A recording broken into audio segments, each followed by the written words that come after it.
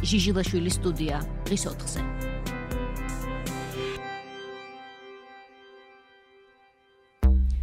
მოგესალმებით, ეთერშია ჟიჟილაშვილის სტუდია. ჩვენ დღეს რესპუბლიკური პარტიის გეგმებზე ვისაუბრებთ. დავით ზურაბიშვილია ჩვენთან სტუმრად. გამარჯობა ბატონო დავით.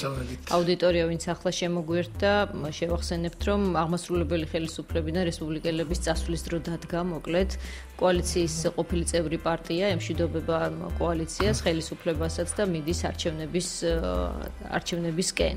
ამან გამოიწვია ის, რომ ორი რესპუბლიკელი მინისტრი თანამდებობას უკვე ტოვებს, რაც შეეხება კიდევ ერთს, ეს გახლავთ ბიგლა აგულაშვილი, გარემოს დაცვის მინისტრი, მან გადაწყვიტა, რომ იმუშაოს ქართულ ოცნებაში, დარჩეს კვირიკაშვილის გუნდში. მოკლედ ასეთია რეალობა, ერთი რესპუბლიკელი გამოგვაკლდათ, ბატონ დავით, სწორედ ამით მინდა დავიწყო ჩვენი საუბარი, ეს არის თუ არა თქვენთვის დანაკლისი. სამწუხარო ფაქტია, რა თქმა უნდა, ვფიქრობ, რომ გიგლამ დაუშვა შეცდომა ამ მხრივ არ იყო მისი მხრიდან ეს სწორი ნაბიჯი, მაგრამ მისი არჩევანი ახლა ჩვენ ამაზე მაინც დიდი ხნით აქცენტირებას ამ საკითხზე არ ვაპირებთ. რაც მოხდა, ცხოვრება გრძელდება. დაქტოვათ, იმიტომ რომ რა პერსპექტივა მეტი დაინახა როგორც ჩანს ქართულ ოცნებაში. თუ კი რაკიღა ის აპირებს პოლიტიკაში დარჩენას ვიდრე თქვენთან, რაღაცაში ვერ დაარწმუნეთ. ასე გამოვიდა, თუ იდეების განსხვავება მოხდა რაღაცაში და თვითონაც გააკეთებს ალბათ ამის დაობას უფრო განმარტებებს, ჩვენ თვლით რომ ეს არ არის სწორი. მაინც და მაინც ასე ვთქვათ, მუსირება ამ თემის არ გვინდა, რატო წავიდა დეტალებში ჩაძიება, გადაწყვეტილება მიიღო ადამიანმა, გააკეთა არჩევანი და მისი საქმეა, რომ თვითონ თქვას. გასაგებია. რაც შეეხება დანარჩენ ორ მინისტრს, ისინი უკვე ემზადებიან გადასაბარებლად თავისი საქმეების დაახლოებით რა დრო დაჭირდება ამას და რესპუბლიკური პარტია როდის დაიწყებს არჩევნო კამპანიას. საერთოდ ეს გადაბარება აღმასრულებელი ხელისუფლების საქმეებს ძალიან ჩვეულებრივი ამბავია. მე მახსოვს, როდესაც უცნების კოალიცია მოვიდა ხელისუფლებაში, იქ იყვნენ ნაციონალური მოძრაობის დროს დანიშნული მინისტრები და იმ დროსაც ხდებოდა ეს საქმეების გადაბარება, მე თვითონ მაშინ განათლების სამინისტროში გახდით მინისტრის მოადგილედ და რამდენიმე დღე თითქმის ერთ კვირაზე მეტი და დაახლოებით ერთი კვირა 10 დღის განმავლობაში მაშინდელი ხელმძღვანელობა განათლების სამინისტროში, ასე ვთქვათ, გადმოგვაბარა საქმეები, ჰქონდა მათთან რეგულარულად შეხვედრები, რაღაც საუბრები, რაღაც საქმის კურსში ჩაგვაყენეს და ძალიან ისე ნორმალურად დავცილდით. მაშინ მახსოვს, ისინი წავიდნენ, ჩვენ მოვედით. ახლაც ვფიქრობ და ეს რუტინული პროცედურა არის გასავლელი. დაახლოებით ერთი კვირა, ორი კვირა დაჭირდება ამას. მაქსიმუმ ორი კვირა შეიძლება არა, მაგრამ ერთი კვირა 10 დღე ალბათ. შესაბამისად ორი ახალი მინისტრი ეყოლება ქვეყნის მთავრობას. კი, რა თქმა უნდა, ეს უკვე ოცნების და პრემიერ-მინისტრის გადასაწყვეტია ვირეგულებათ. თქვენმა ლიდერმა დავით უსუფაშვილმა თქვა, რომ შესთავაზეთ ქართულ ოცნებას, რომ რესპუბლიკელი მინისტრები დარჩენილიყვნენ ბოლომდე პოზიციებზე, მაგრამ ხელისუფლებამ ამაზე თქვა უარი. ეს რისი ნიშანია? ოცნებამ გითხრათ ყველა ტიპის თანამშრომლობაზე უარი საარჩევნო რეჟიმში. ჩვენ არ განვიხილავდით ჩვენ კამპანიას, ბუნებრივია სატელიტურ კამპანია და ეს ელემენტარულად უაზროც არის ახლა, როდესაც თუ იმეს ხელისუფლება მოწონს, ის მხარს დაუჭერს ხელისუფლებას. რა თქმა უნდა, თუ ვიღაცას ოცნება მოწონს, ოცნების მხარეს იქნება და ოცნების ხათრით რაღაც სხვა პარტიას დაუჭიროს ხარი, ეგრე არ გამოვა, ხო? ეს პრაგმატულადაც წანგებიანია და სრულიად გაუგებარი იქნებოდა, მაგრამ იგივე თქვათ საარჩევნო კამპანიის დროს ჩვენ განვიხილავდით იმ ვარიანტსაც, რომ წმინდა ტექნიკური თვალსაზრისით ჩვენი ვალდებულებების, საარჩევნო ვალდებულებების ბოლომდე შესრულების თვალსაზრისითაც ჩვენ მინისტრებს, ასე ვთქვათ, საარჩევნო ციკლი ბოლომდე ჩაეტავებინათ. ეს ჩვეულებრივი პრაქტიკაა ევროპაში, ასეთი რამ, როდესაც არჩევნებზე გადიან ცალ-ცალკე კოალიციაში მყოფი პარტიები არიან ერთმანეთის კონკურენტები, თუმცა მთავრობა არჩევნების პერიოდში არსებობს და არ მოდიან იმ მთავრობიდან მაშინ ის მინისტრები, თქვათ, კოალიციური მინისტრებიც. ბუნებრივია ეს გარკვეულ სპეციფიურ კვალს დააჩნევდა კამპანიასაც და ცოტა შეიძლება უჩვეულო იქნებოდა საქართველოსთვის, მაგრამ ვფიქრობდით, რომ იქნებოდა საინტერესო პრეცედენტი. ჩვენ როგორც შემიძლია ახლავე ვთქვა, რომ ჩვენ არ ვაპირებთ იყო თვითმიზნურად კრიტიკულები ან თვითმიზნურად კონსტრუქციულები.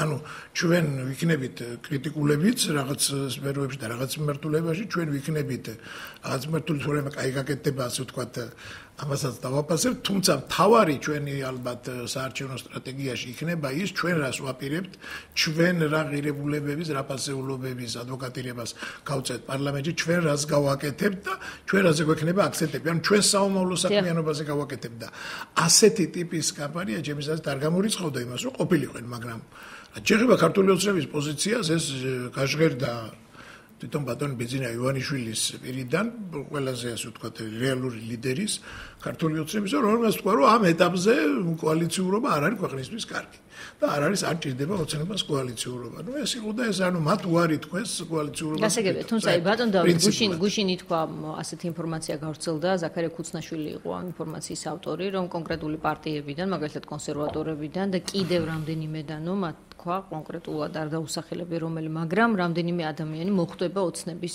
სიაში. არა პარტიულად, არა კოალიციურად, არამედ ინდივიდუალურად, თუმცა თავისი პარტიის სახელით. ესე იგი, ვიღაცები უფრო მისაღები აღმოჩნდნენ, მაგალითად ერთი ზვია ძიძიგური დასახელდა. ვიღაცები უფრო მისაღები აღმოჩნდნენ ოცნებისთვის, ვიდრე თქვენ, რესპუბლიკელები. მე მაინტერესებს, მაინც რამ განაპირობა თქვენთან დისტანცირება, რა ისეთი განსხვავება იყო თქვენ შორის, რომ ბოლო წუთში მოხდა განხეთქილება. ამაზე არ ბოლო წუთში არ მოხდა რა თქმა უნდა. არჩევნებისთვის ბოლო წუთია და ამას გულისხმობ მაინც. ასეთი რომ მეტყობა ოცნებას კოალიციაში მე მგონი ბიძინა ივანიშვილი უფრო ავტორიტეტია არ ვაყენებ არანაირად ზაქარია ქუცნაშვილის შედილს და მის ასე ვთქვათ გავლენიანობას, მაგრამ მაინც ახლა იგივე ოცნების პოზიციას უფრო ალბათ ბიძინა ივანიშვილი გამოხატავს, ხო?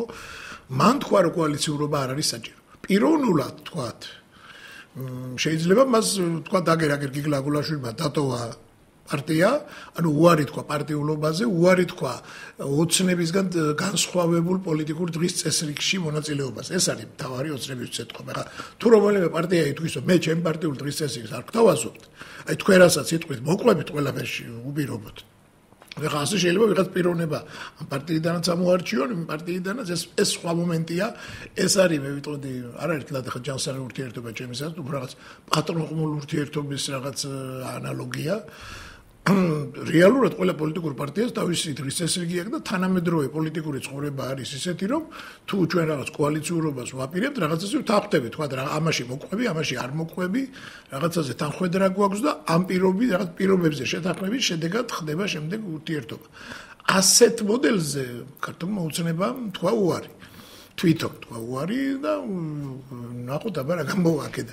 ჩვენ ვაჩვენებთ რომ ეს არასწორია. თავისთავად არასწორია მიდგომა, თორე ხა შეიძლება თქვა რესპუბლიკურ პარტიასთან არ გინდოდეს და თქვა სხვა პარტიასთან გინდოდეს. თავისთავად არასწორია მიდგომა, რომ კოალიციურობა არის ცუდი. იმიტომ რომ ფიქრობ რომ დღეს საქართველოში არ არსებობს უბრალოდ ისეთი პოლიტიკური პარტია, რომ გამომდის რაღაცნაირად მე-20 საუკუნის დასაწყისეთი მენშევიკი კაგი წერეთელი იყო. იმის ანალოგია, მაგრამ მისი ნათქვამის ანალოგია, მაგრამ არ არსებობს პოლიტიკური პარტია, რომელსაც შეეძლოს მარტოს ქვეყანა და აიღოს თავისთავად პასუხისმგებლობა. არიან პარტიები, რომლებიც ამბობენ, რომ მათ შეუძლიათ ეს, მაგრამ არ ამგონია, ეს არის ნაციონალური მოძრაობა ვთქვათ და იგივე ქართული ოცნება, რომელიც ამბობენ, რომ მხოლოდ მათ საკუთარი რესურსით აქვთ უნარი, რომ ქვეყანას მარტონ და წინ წაიყვანონ. ფიქრობ დღევანდელი სიტუაცია, რეალური სიტუაცია, რაც ქვეყანაშია, ასეთ დასკვნის საშუალებას არ გვაქვს. რეალობა აიძულებს ოცნებას, რომ კოალიციურობას მაინც დათანხმდეს ოღონდ პოსტსაარჩევნო რეჟიმში. ეს უკვე დამოკიდებული იქნება არჩევნების შედეგებზე ყველაფერი. თქვენ მაინც რა მოლოდინი გაქვთ? არჩევნების შედეგების მიხედვით, თუ ვერ ახერხებს რომელიმე პოლიტიკური ძალა მარტო მთავრობის ფორმირებას, მას მოუწევს ელემენტარულად რომელიმე სხვა პოლიტიკურ ძალასთან რაღაც კონკრეტულ გარიგებაში წასვლა. მე უკვე დანარჩენი დამოკიდებულია პირობებზე და იმაზე ვისთან წავა, როგორ წავა, რაზე შეთანხმდებიან, იმიტომ რომ ამ პარლამენტში ჩვენ არ ველით რომ იქნება მხოლოდ 2 და 3 სუბიექტი, ალბათ იქნება 5, შეიძლება 6 და 7-იც არ ვიცი. ბატონ დავით, რეიტინგების თვალსაზრისით მაინც ახალბილო მდგომარეობა არ გაქვთ.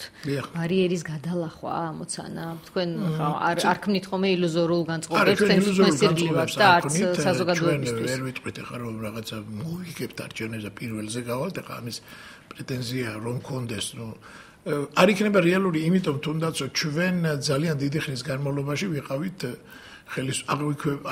აქმა რესპუბლიკური პარტიის ახდებოდა როგორც ხელისუფლების. ანუ ჩვენ ძალიან იდენტიფიცირებული ვართ დღეს ოცნებასთან.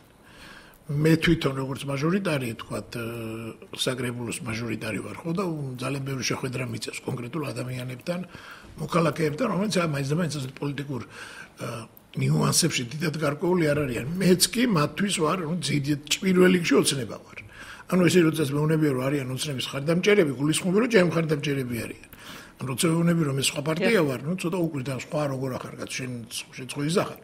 ანუ ეს რომ ჩვენ ვიყავით 4 წელი, ეს ნებისმიერი პარტიისთვის არის დამაზიანებელი, ჩვენთვის კი არა, გერმანელი თავისუფალი დემოკრატები დაზიანდნენ, იმიტომ რომ მათ დაკარგეს გარკვეულად პარტიული იდენტობა, იმიტომ რომ ძალიან დიდხანს და ძალიან შერწყმული იყვნენ ხელისუფლებასთან. ეს გარდუვალია, იგივე მოუვიდათ ინგლისელ ლიბერალებს, მაგალითად ბრიტანეთში, ეს იქაც კი ეს სერიოზული პრობლემაა და საქართველოში მით უმეტეს. ამიტომ ჩვენ პირველი რაც გვჭირდება ახლა ამ ძალიან მოკლე ხანში რაღაცნაირად კაფიო დაფიქსირება ჩვენი პარტიული დღის წესრიგის და პარტიული იდენტობის. ანუ ჩვენ რო ჩვენა ვართ, რომ განსხვავებული ვართ, რომ სხვები ვართ, რომ არა ვართ ის, ვიც ბევრს გონია. აი ამის დაფიქსირება აუცილებლად გვჭირდება და ჩვენი პოლიტიკური დღის წესრიგის, ჩვენი პროგრამის შეთავაზება, ჩვენი ხედვების, ანუ დამოუკიდებლად უნდა შევთავაზოთ რაღაც. ახლა ეს რამდენ პროცენტს მოგვიტანს 5 თუ 10 თუ ან უფრო ნაკლებს.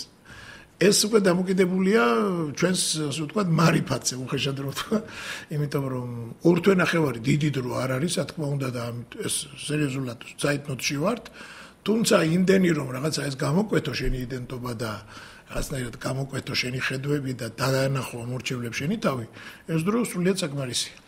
რა მოგიტანათ ოცნებასთან თანამშრომლობა? პოზიტიური, ნეგატივზე თქვენ უკვე ისაუბრეთ. ჯერ ალბათ ნადრევი იქნება ასეთ შეჯამებებს სახით ვიმსჯელოთ, მაგრამ პოზიტიური ყოველთვის ყველა გამოცდილება გარკვეულწილად არის პოზიტიური, თუნდაც იყოს ეს არ იყოს ასე ვთქვათ, აი როგორ წარმატებული გამოცდილება.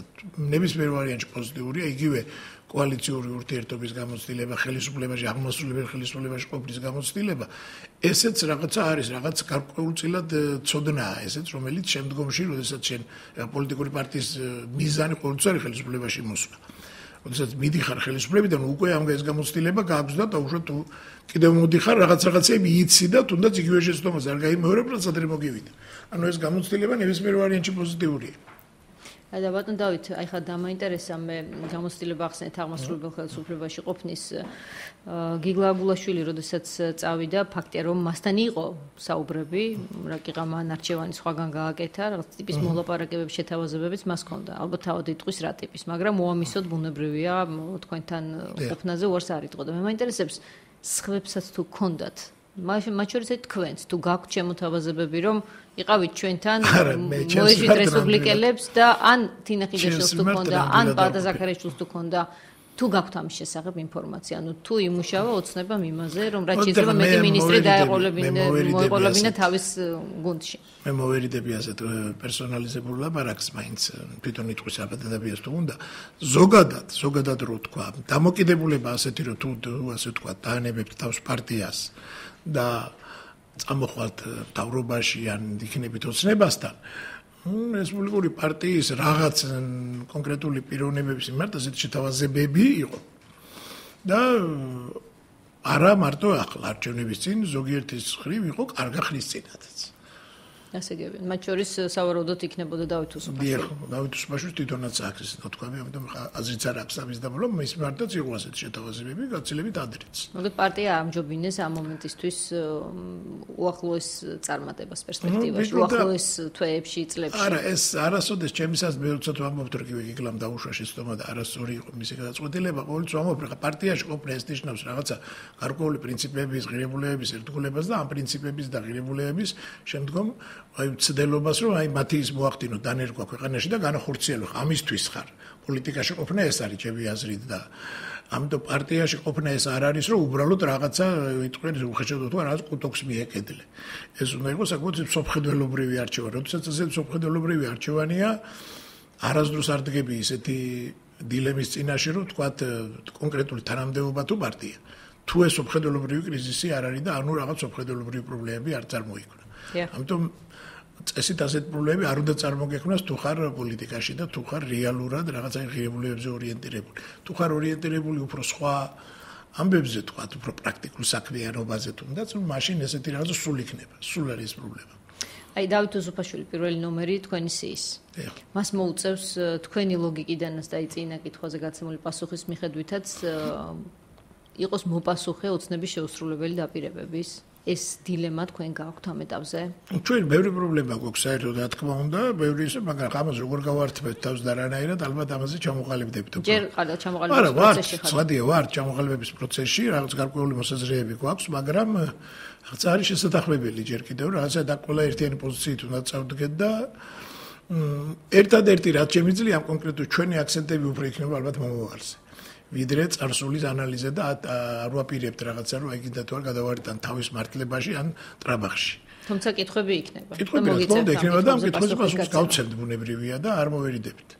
თუ რამე ასე ვთქვათ, თulit რომ რაღაცა ვერ გავაკეთეთ, იმასაც ვიტყვით, თუ თulit რომ რაღაც გავაკეთეთ, არც იმის თქმას მოვერიდებით, რომ რაღაც გავაკეთეთ და შევძელით. ესე იგი, თქვენ პრაქტიკულად მაინც დაადექით გზას, რომ გამოცდილი რესპუბლიკური გუნდი იქნება ელმავალი რესპუბლიკური პარტიის. ჩვენ ნახეთ პარტიები, ზოგი ახალშექმნილიც და ალბათ მათ სხვა ტიპის სტრატეგია, სწორედ ამიტომაც აქვთ, რომ უფრო ახალი პარტიები არიან თქვენგან განსხვავებით, მაგრამ ჩვენ მოვისმინეთ, რომ აი ძველი ეგრეთ წოდებული სახეები რო ქვია, უნდა ჩანაცვლდნენ აუცილებლად ახალი ადამიანებით, ახალი თაობით, ახალი მოსაზრებებით, ეს იქნება თუ არა საგრძნობით თქვენ სიაში. აი სტრატეგიულად ჩვენთანაც იქნება ახალი მაგალითად ვამბობ სიტყვაზე რესპუბლიკური პარტიისთვის ახალი თაობა დამონაკორძაია და დამონახიდაშელიც. ორი ხალბატონი, ორივე არის ახალი სახე, ახალგაზრდებიც არიან, მაგრამ უკვე ცნობილია ორივე, მათ ხანმოკლე ამ პერიოდში მოასწრეს თავის წარმოჩენა. იგივე ჩვენი პარტიის თავმჯდომარე ხათუნა სამნიძეც ასევე ახალი სახეა პრინციპში. იმიტომ მანამდეც კი იყო, მაგრამ ასაკითაც ახალგაზრდაა და გარდა ამისა ასევე ახალი სახე არის. გარკვეულწილად, თქვათ, არ არის ისეთი 90-იანი წლების გამოცდილების მქონე პოლიტიკოსები, ესენი არ არიან. ხო, ეს არის აი ამ თაობის უკვე, სულიად ახალი თაობის. კიდევ გვიყოლება, რა თქმა უნდა, ასეთები ჩვენ სია და მაჟორიტარების ეს იქნება გარკვეულწილად სინთეზი გამოცდილი კადრების და ახალი კადრების. ბუნებრივია პარტიის განახლების პროცესი არის აუცილებელი და ასეც მოხდება. აი ჩვენ რამდენიმე ადგილას ნახეთ. აქაც გადაიტბება ნაბიჯები ამჯერად აი ამ არჩევნებში წამისო. რამდენიმე ადგილას ნახეთ ღალატით პარტიის შიგნით თქვენზე თქვეს რომ ჯობს რომ იყვნენ ოცნებაში და არა თქვენთან და რამდენიმე ისეთი გუნდურად მოხდა გამიჯვნა თქვენთან. ეს იცით რა არის ყოველთვის ხდება ასეთი რაღაც. აი რამდენად შეინარჩუნეთ ამ პროცესში პარტიული სტრუქტურები. მე მგონი ჩვენ პრობლემა, სერიოზული პრობლემა არ ქონია და არც გვექნება ყოველთვის ხდება ასე როდესაც თქვა ხელისუფლებიდან ოპოზიციაში გადასვლა ოპოზიციიდან ხელისუფლებაში მოსვლა აი ორივე მომენტში ხდება რაღაცა ცვლილებები ანუ ვიღაცა მიდის ვიღაცა მოდის განსაკუთრებით თორსა ხელისუფლებაში დარჩენა თუ ხელისუფლების ჩვენ ახლა ჯერ ვთქვათ რომ რაღაცას ჩამოყალიბებული ოპოზიცია ვართ თუ არა ვართ ეს ჯერ კიდე მეორე ამბავია ეს უფრო გამოჩნდება ალბათ არჩევნების შემდგომ პერიოდში როგორი მთავრობა შეიქმნება და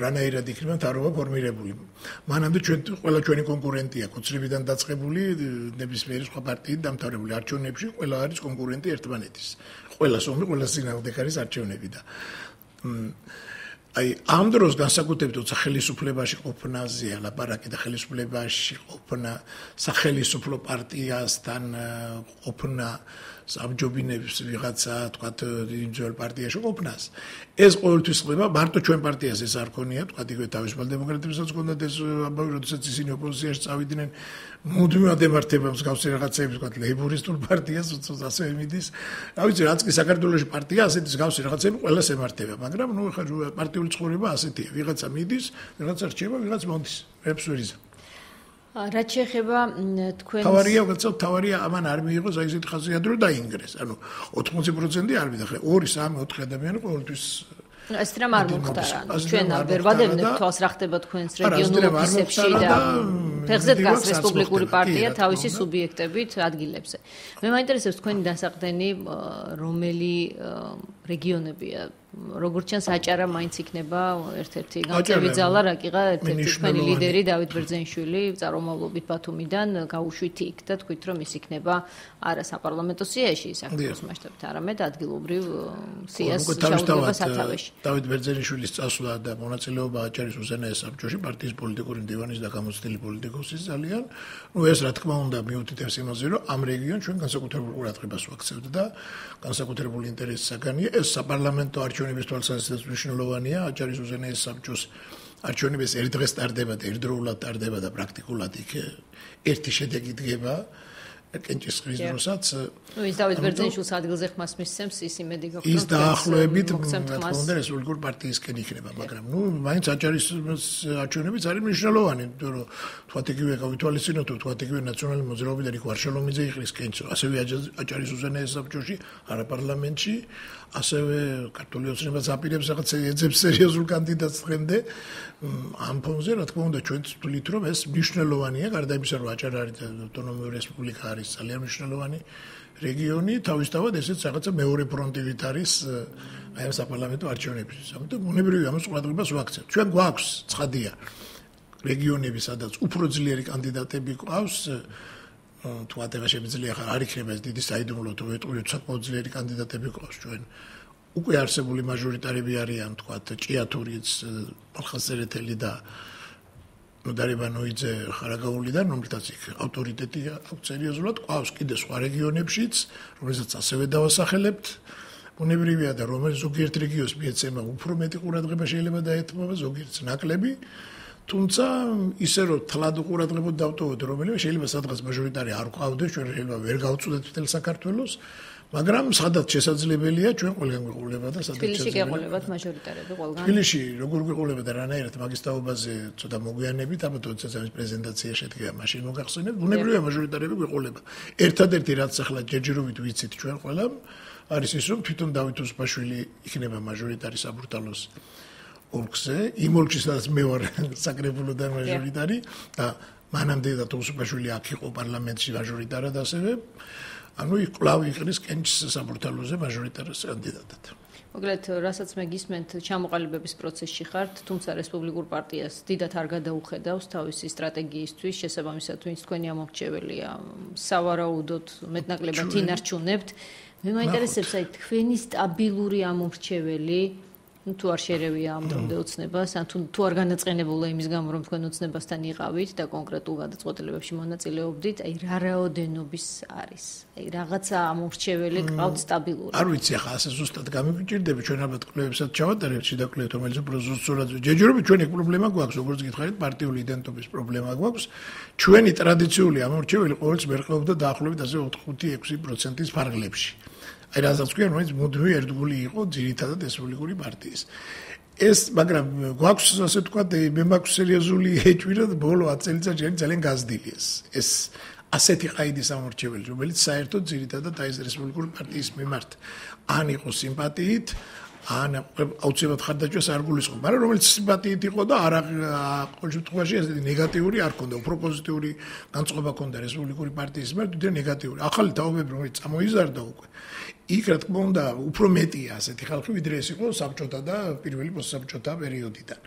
ამიტომ ეს კონტინგენტი პოტენციური ამორჩეველი, მოდი ასე ვუწოდოთ, გაზრდილია. ჩვენ კვლევებითაც ვიცით, რომ ეს დაახლოებით აი პოტენციური ამორჩეველი რაც არის რომელზედაც შესაძლოა შენ ხარი დაგიჭიროს თუ კარგად წარმართავ კამპანიას, არც თუ ისეთ პატარა კონტინგენტია დაახლოებით 15%-ს აღწევს დაახლოებით არჩევნები, მაგრამ ეს ბუნებრივი არ ნიშნავს რომ 15%-ს მიიღება 20%. ეს დააჯობოთ კიდევაც კონკურენტებს, რომელსაც თქვენი ნიშაც გაიგავეს ნაწილობრივ. ვიღაცები ამ ნიშანზე მაგალითად იბრძვის კი არის თავისუფალი დემოკრატები, არის თქვა ნაწილობრივ რაღაც გირჩი შეიძლება პატაბურჭულაძის პარტია, აი მათაც დაახლოებით ამ სეგმენტებზე აქვთ უფრო. თუმცა ალსანიის პარტიას კიდევ უფრო ვთქვათ ისინი ძალიანად გლობალურად ამორჩეველზე ორიენტირებული არიან. ანუ ყველაზე უფრო აი პენსიებზე ლაპარაკობენ, სოციალურ დახმარებაზე, როგორც წესი ასეთი ტიპის კამპანიას ატარებს პარტია, რომელსაც აი ცდილობს ყველანაირი ტიპის ამორჩეველი მოიზიდოს თავისკენ, უფრო აი რაღაც სახელმწიფო პრეტენზიით მოსულ.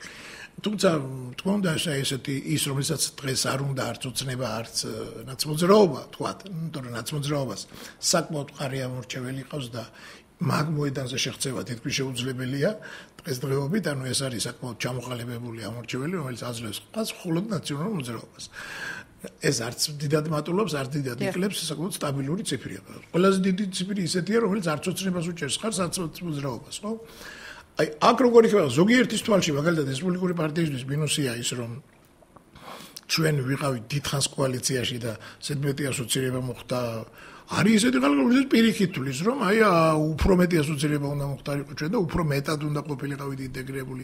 ზოგი თulis, რომ ეხლა თლად ინტეგრირებული კი არ უნდა ყოფილიყავით, მაგრამ იქ უნდა აგვეღო, ასე ვთქვათ, ძალაუფლება მეტი ჩვენ თავზე. ნუ ზოგი საერთოდ კიდე სხვა შეხედულება აქვს, საერთოდ თulis, რომ რაღაც პერიოდში უნდა ყოფილიყავით, რაღაც პერიოდში. გასაზომი გაქვთ ეს ყველაფერი, ჯერჯერობით არ გაქვთ კონკრეტული პრეტენზიულია, ანუ ზოგი ასეთ ფიქრობს, ზოგი ისე ფიქრობს. ამიტომ ვფიქრობთ უფრო მეტად ჩვენაც მეტი ის რომ მოვიცვათ, ალბათ ჩვენ უნდა შევთავაზოთ მათ რაღაც ძალიან კონკრეტული, რაღაც უფრო მეტი კონკრეტიკა, რაღაც აბსტრაქტული საუბრისთანაც. და უფრო მეტად კონკრეტული დაპირება, უფრო მეტად რაღაც კონკრეტულ ღირებულებებზე ადვოკატირების ეგიდით უნდა გავიდეთ, რომ დარწმუნებული იყოს ამორჩეველი, აი ამ ხალხს ხმა მოიეცი ეს რომ მოვლე პარლამენტში, აი ამას გააკეთებენ, აი ამას ხარს დაუჭერენ, ამას არ დაუჭერენ, ამას შეებრძოლებიან, ამას პირიქით. აი ასეთი რაღაცა როგორ გაუჩენთ ამას წვენას ეს უკვე ტექნოლოგიის საკითხია და საერთოდ გასაგებია რომ ახლა თანამშრომლობაზე ლაპარაკის ზედმეტია ამ ეტაპზე უკვე ჩანს ეს რომ აი ვინც თქვენ ჩამოთვალეთ ვისთანაც შესაძლოა მიმსგავსება გქონდეთ რაიმე იდეური მათთან თქვენ ვერ ითანამშრომლობთ ვერც ბურჭულაძესთან ვერც ალასანიასთან გირჩთანაც სავარაუდოდ არჩევნების მერე ნახოთ რა არჩევნების მერე კი მაგრამ არჩევნებამდე კოალიციურად ვერა მე მაინტერესებს აი თანამშრომლობის რაიმე მოდელს თუ განიხილავთ აი მაგალითად თქვენ ახსენეთ რომ დათო უსუფაშვილი იქნება საბურთალზე მაჟორიტარი იქნება ამ დონეზე საუბარი, რომ თქვათ იგივე უბანში თქვათ სიტყვაზე ალასანიამ არ დააყენოს თავის კანდიდატურა. ვფიქრობთ, რომ შეიძლება ამ კონკრეტულ კონტექსტში რაღაც მოლაპარაკებები გაიმართოს სხვა პარტიებთან. იმიტომ რომ მაჟორიტარის კანდიდატი ხა ნებისმიერ ადგილას მე ჩემოლქს კარგად შემიძლია თქვა ასე თუ ისე ვიცნობ იმ ოლქს. იქ მაგალითად მე თავის დროზე 2014 წელს როდესაც კენჭს ვიყრიდი ნაციონალური მოძრაობის კანდიდატი აბსოლუტურად უცნობი ადამიანი. დღესაც არ მახსოვს მის სახელი და გვარი. და მე მგონი ნაციონალური მოძრაობის ხარდამჭერებიდან 10-დან 9 ვერ გეტყვის იმ ადამიანის გვარს და სახელს. ნუ ძალიან ვიღაც ესეთი არაცნობადი ადამიანი იყო. მიუხედავად ამისა, მან დაახლოებით თვარზე 20% კი მიიღო მაინც. ანუ ეს სამორჩეველი ნაციონალური მოძრაობის სამორჩეველი ვინც არის იქ სულ ერთია ვინ ინჭარის კენჭი თქვათ ახლა ზოგან შეიძლება უფრო ცნობადი კანდიდატი იყოს ზოგან ნაკლებად მაგრამ მაინც დაახლოებით ერთ და იგივეს იღებენ ცნობადობა ბევრს არ მატებს ნაცმოძრაობის სამორჩეველს იმიტომ საკმაოდ ორგანიზებული ამორჩეველი თქვენ შემთხვევაში რას ვამბობ ახლა აი 20% ეს არის და ეს ყველაზე მწოდა იგივე ხელისუფლების კანდიდატი სრულიად უცნობი რო იყოს მას თავის ადმინისტრაციული რესურსით რაღაცა იმიტომ რომ ხელისუფლებაშია ყოლოდანით ასევე 25% მასაც ასევე გარანტირებული აქვს. რჩება დაახლოებით ნახევარი შეიძლება მithქვას 50% მიაკამ ორ პარტიას. ეს ისედაც ასე იქნება, ვინც არ უნდა აი ჯოხი რო დადო ორი, ერთს დაარქვა ოცნება და მეორის ნაცმოძრაობა, 25%-ს მაინც აიღებს ერთის და მეორეც. აი დანარჩენზეა საბრძოლო და დანარჩენია თქო უნდა სხვა პარტიები რაც უფრო მეტნი ვიქნებით, ერთ და იგივე ამ დანარჩენ 50%-ზე. მით უფრო გავაკეთებ ხელს შეუწყობთ ამ ორ პარტიას იმაში რომ ისინი ის ორი გავიდეს ასე ვთქვათ. გავითვალისწინოთ რომ 50%-იანი ბარიერია ახლა მაჟორიტარულ არჩევნებში პარლამენტში და პირველი ტური მე თბილისში შემიძლია დიდი ალბათობით გითხრათ რომ თითქმის ყველგან მეორე ტურია მოსალოდნელი. ნუ ძალიან იშვიათად ცოტა თუ დააგროვებს 50%-ზე მეც. ალბათ ვერ დააგროვებს 50%-ზე მეც და ის რომ მეორე ტურში გახვიდე რაღაცნაირად უნდა ჩახტე ამ ორს შუა ასე ვთქვათ ამ ნაცმოძრაობასა და ოცნების კანდიდატ შუა და ამ შემთხვევაში თქვათ იგივე ჩვენ ალასანიას პარტია იგივე ბურჭულაძის პარტია შეიძლება გიჩიც არ ვიცი კიდე სხვა პარტიებშიც კანდიდატს გააჩინა შეიძლება ჩვენ ერთმანეთის ხმებს ერთმანეთს ვარტყებს ხო ძირითადად ამიტომ აქ მე არ გამოვიწყო რაღაც შეთანხმება სადაც შესაძლებელია შეთანხმება ხა უსუფაშვილი ნებისმიერ ვარიანტში არის ძლიერი კონკურენტი ხო არ არსებობს ახლა უსუფაშვილი კაი კენჭს რო იყრის იქ არ წაიღოს მაგრამ ცოტა ხმა აიღოს გამორიცხულია ამიტომ ბუნებრივია ყველას ინტერესი უნდა იყოს სადღაც ერთ პარტიამ დათმოს სადღაც მეორემ ამით იმ პარტიების შანსი ამ მესამე პოლიტიკური პარტიის შანსი იზრდება მხოლოდ ეს არის პრაგმატულად ყველასთვის სასარგებლო. როგორ შევძლებთ? არ ვიცი, შეიძლება ვერ შევძლოთ.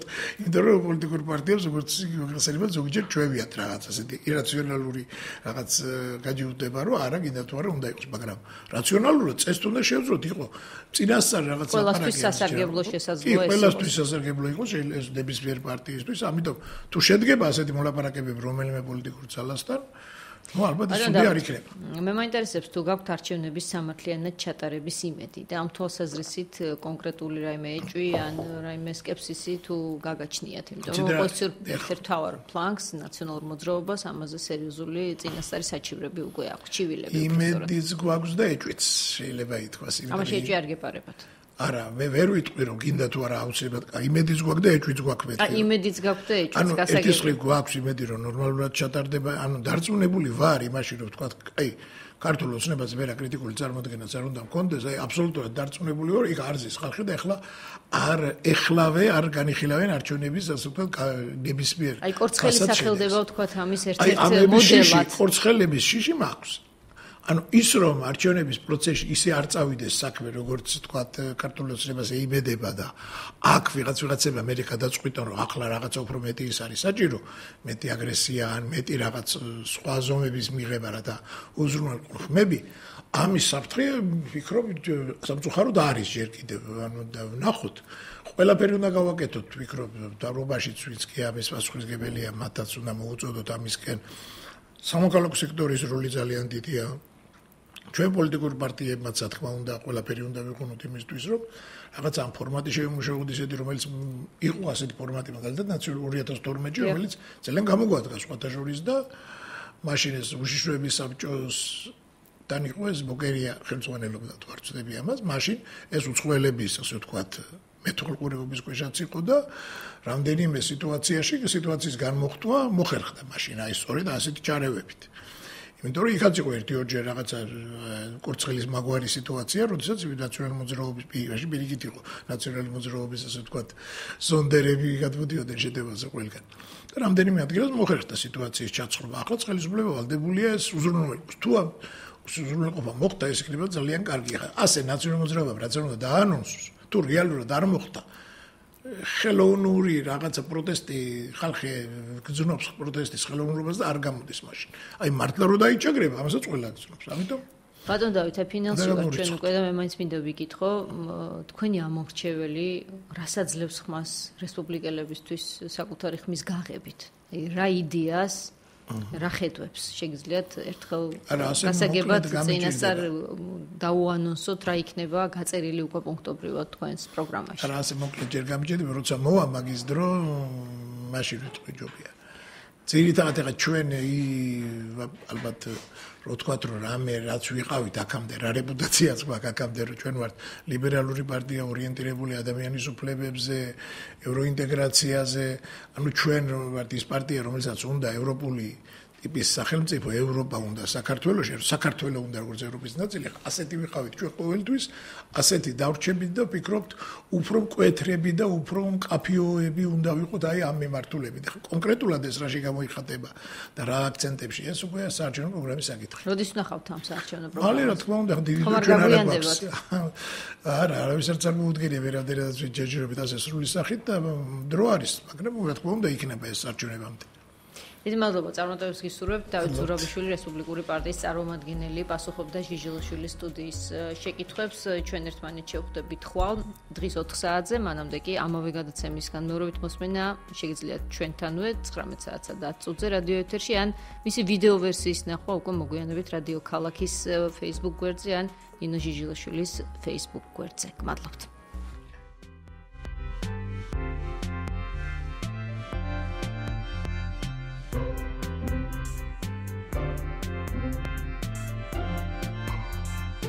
ჟიჟილაშვილის სტუდია დღის 4-ზე.